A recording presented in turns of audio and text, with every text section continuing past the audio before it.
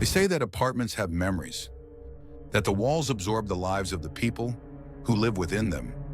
But the apartment my father bought for his new job didn't have memories. It had scars, deep, festering wounds that hadn't healed in decades. We didn't want to move there. The city was gray. The apartment was a brutalist slab of concrete against a dying sky. And the air inside smelled of stale dust and something metallic, something like dried blood hidden under layers of cheap paint. From the moment I stepped across the threshold, I knew we were intruders in a place that belonged to the dead. The move happened in a blur of exhaustion. My parents were frantic, obsessed with the new job, with the opportunity. They barely looked at the rot in the corners, or the way the light flickered yellow and sick in the hallway. They just dropped boxes, their minds already halfway to the gala. They had to attend that first night. "We'll be back late," my father said, adjusting his tie in a mirror that distorted his reflection. "Don't wait up." And then the door clicked shut. That sound, the heavy, mechanical thud of the lock sliding apartment, it felt final, like the lid of a coffin closing. I was alone. The silence in that apartment wasn't empty. It was heavy. It pressed against my eardrums. I walked through the living room, stepping over cardboard boxes that looked like gravestones in the dim light. The sodium vapor streetlights outside cast long, skeletal shadows across the floorboards. I tried to distract myself, tried to unpack, but the atmosphere was suffocating. The air felt thick, like I was breathing underwater. Every creak of the settling apartment sounded like a footstep. It must have been around 2 a.m. when the temperature dropped. It wasn't a gradual chill. It was instant, freezing the sweat on my neck. I was sitting on the edge of the old mattress, staring into the dark hallway, and then I saw it. At first, I thought it was just a shadow, a trick of the poor lighting. But shadows don't breathe. Shadows don't stare back. A silhouette stood at the end of the corridor. It was tall, motionless, a void cut out of the darkness. My heart hammered against my ribs like a trapped bird. I couldn't move. I couldn't scream. The figure took a step forward, jerky and unnatural, like a puppet with tangled strings.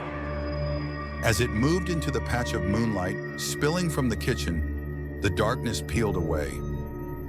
I gasped, choking on the fear. It wasn't a man, not anymore.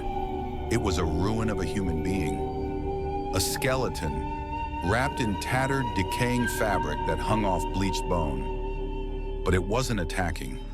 It didn't have the rage I expected. It just stood there, its empty eye sockets fixed on me, with an intensity that felt heartbreakingly human. It raised a hand. The bones of its fingers clicked as they moved. In its grip, it held something rectangular. A photograph. Water-damaged, edges curled with age. The figure shuffled closer, extending the photo toward me. I forced myself to look. The image was grainy, black and white, but the scene was unmistakable. It was this hallway. The wallpaper was different, the paint fresh, but the angle was the same. And in the center of the photo lay a body twisted, broken, lying in a pool of dark liquid. The skeleton pointed a trembling, bony finger at the photo, and then slowly, deliberately, pointed to a spot on the floorboards right in front of me. The message was clear. Here, this is where it happened. This is where I ended. I don't know how I survived the rest of the night. I huddled in the corner, eyes squeezed shut, listening to the rattling breath of the room. When the morning sun finally broke through the smog, it brought no warmth, only a gray, revealing light. The lock clicked. My parents were back. They walked in, laughing about the event, oblivious to the horror that had saturated the air. I scrambled up, grabbing my father's arm, babbling like a madman. I dragged them to the spot in the hallway. "Look," I screamed. "He was here! The skeleton! The murder!" My father looked down. The floorboards were bare. Just dust and scratches. No blood. No skeleton. No photo. "You're tired," he said, his voice dismissive. "It's the stress of the move." But my mother, she stopped. She didn't look at the floor. She looked at the air. She wrapped her arms around herself, shivering violently. She felt it. The sorrow, the cold, the sheer weight of the tragedy that soaked into the wood. She looked at my father, her eyes wide with a primal fear. "We can't stay here," she whispered.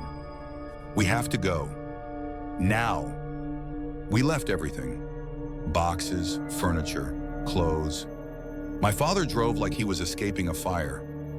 As we pulled away from the curb, the engine roaring, I looked back one last time, up on the third floor, behind the grime-streaked glass of the living room window. He was there, the silhouette. He wasn't chasing us. He wasn't angry.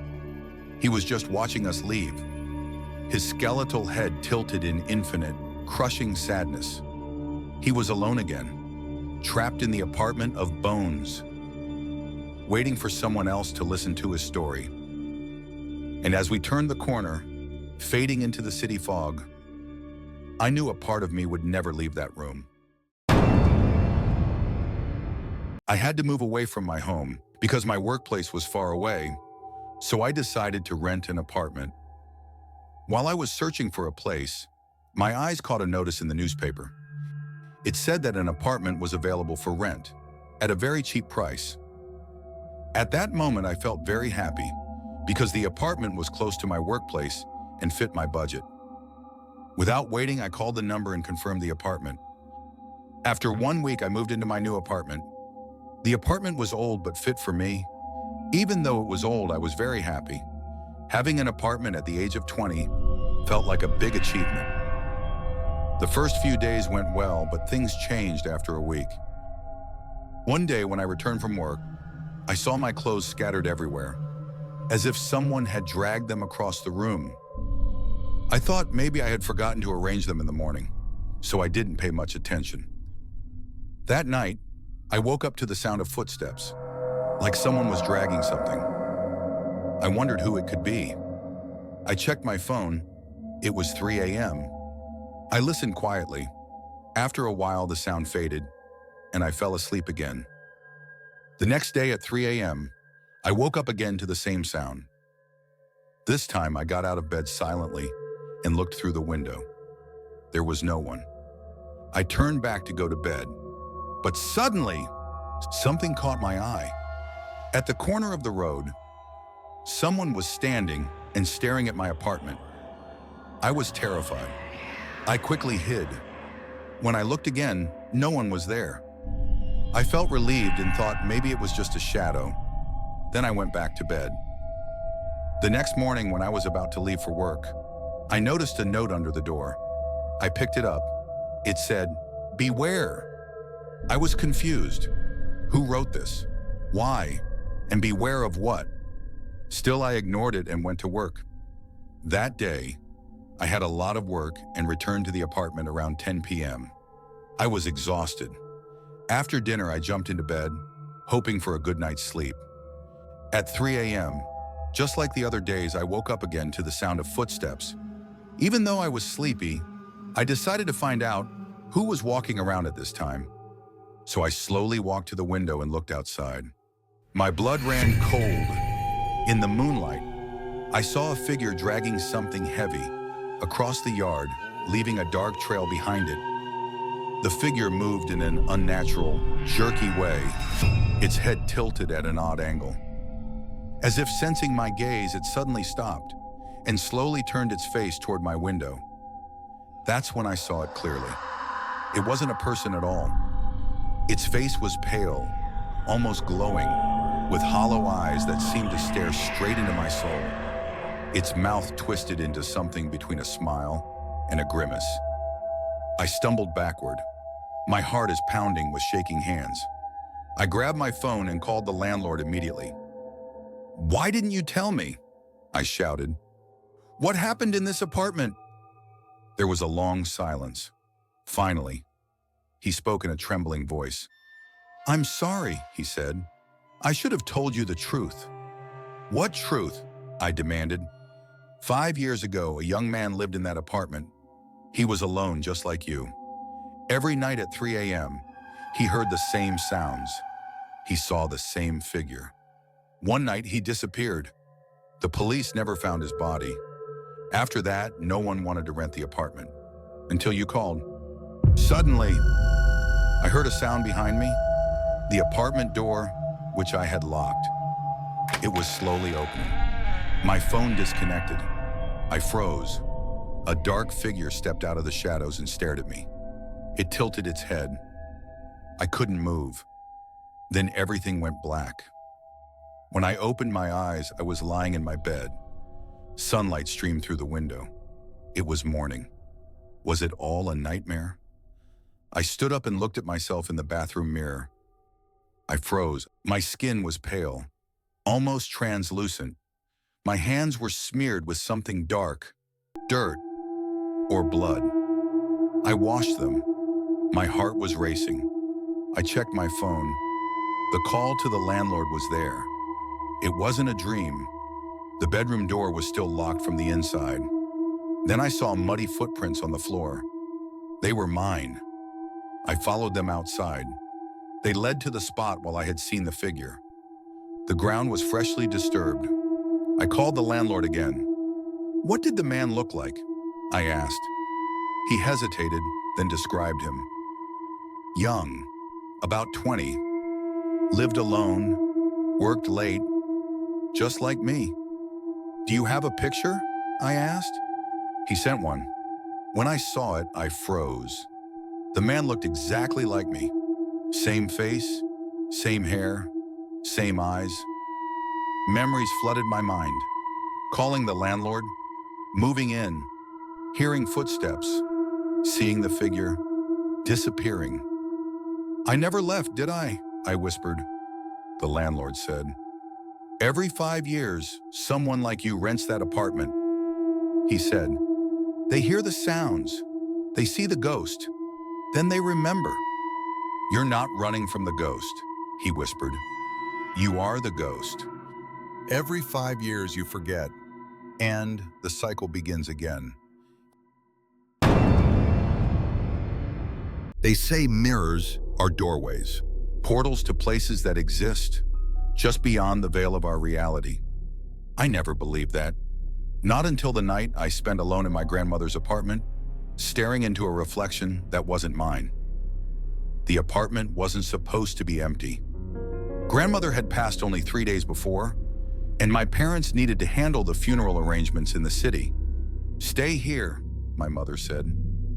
Her voice was hollow with grief. "Someone needs to watch the apartment." She didn't meet my eyes when she said it. Like she knew. Like she was offering me something hungry. Inside, the air was thick with the smell of mothballs and lavender. But underneath, something else. Something rotten. My parents left at dusk.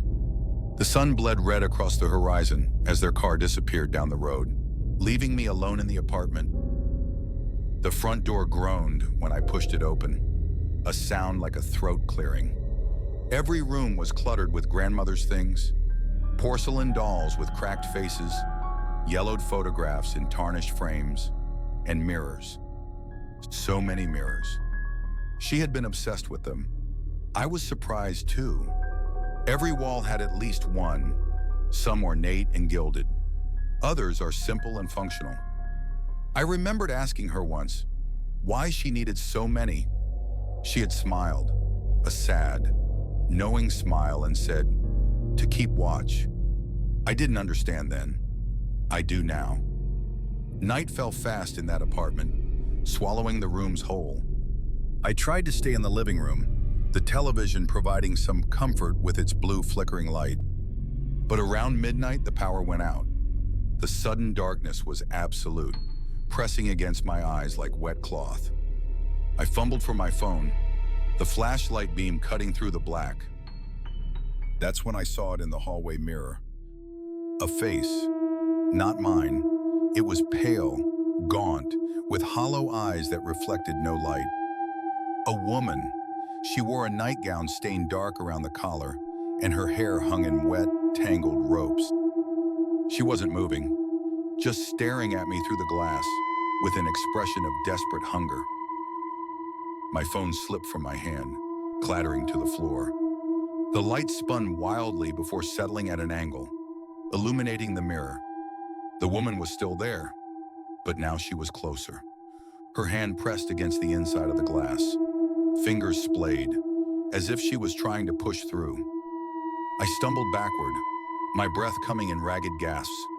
I wanted to run, but my legs wouldn't obey. She opened her mouth, black, impossibly wide, and screamed. No sound came out, but I felt it, a vibration in my chest, in my bones, like a tuning fork struck against my ribs. Then she moved, not toward me, toward something behind her. In the reflection, she turned, and for the first time I could see past her. There was a room in the mirror, not the hallway I was standing in. A bedroom, old furniture, a bed with rumpled sheets, and on the floor, a body, small, child-sized, lying perfectly still. The woman in the mirror looked back at me. Her mouth moved, forming words I couldn't hear, but I understood. "Help me, please help me." I don't remember running upstairs, but I found myself in front of grandmother's bedroom door, breathing hard, heart hammering. The door was locked. It had always been locked, but now the key was in the lock, waiting. I turned it. The door swung open. The room was exactly as I'd seen it in the mirror. Same bed, same furniture, and on the floor, beneath a loose floorboard that had been pried up, bones. Small, fragile bones wrapped in a decaying blanket. My phone buzzed. A text from my mother. "Are you okay? We'll be home by morning." Morning? What? That felt like a lifetime away. I looked up. The mirror on the wall, the massive one grandmother always kept covered with a sheet, was uncovered now. And in it, the woman stood beside me. Not behind me, beside me. She was crying, silent, heaving sobs that shook her entire form. She pointed at the bones, then at herself, then in the mirror. I understood. She wasn't haunting me. She was trapped in the reflection, forced to watch her child's body hidden beneath the floor for decades. Forced to relive the horror every night, unable to scream, unable to be heard. Grandmother knew. She had always known. That's why she kept the mirrors, to watch, to make sure no one ever found out. When my parents arrived at dawn, they found me sitting on the sofa. I had called the police hours before. They were inside, carefully removing the remains. My mother collapsed when she heard. My father just stood there, staring at the apartment like it had betrayed him. The woman in the mirror was gone. I looked for her one last time before we left. The glass was empty, just my own reflection, pale and exhausted. But as we drove away, I saw her standing in the upstairs window, not sad anymore, not desperate, just watching us leave. Her hand raised in a slow, grateful wave. The mirrors in that apartment are covered now. The apartment is being sold, but sometimes late at night, I catch my reflection looking back at me with eyes that aren't quite mine. And I wonder how many others are trapped behind the glass, waiting for someone to finally see them. Some doors should never be opened, and some reflections should never be trusted.